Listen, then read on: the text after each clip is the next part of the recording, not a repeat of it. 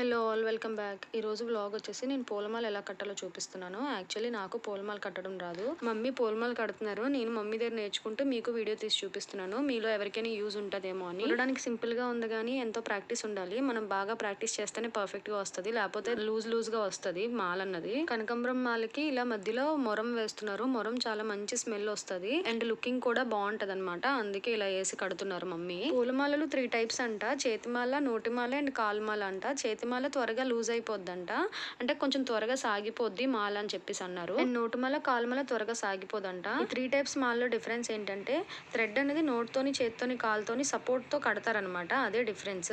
Mummy ఇక్కడ కడుతుంది మాత్రం చేతిమాల, ఎందుకంటే దేవుడికి ఎక్కువగా చేతిమాల యూజ్ చేయాలి, కాలుతో నోటితో కట్టకూడదు. నెక్స్ట్ ఎప్పుడైనా నోటితోని అండ్ కాలుతోని కట్టిన మాల మీకు వీలుంటే చూపిస్తాను. ఈ జనరేషన్ లో వాళ్ళకి మాక్సిమం పూలమాల కట్టడం రాదు, నాకు కూడా రాదు కదా, అందుకే వీడియో. మరి మీరు నేర్చుకుంటారా? నేనైతే నేర్చుకుంటున్నాను అంతే. ఇంక ఈ వ్లాగ్. Bye bye.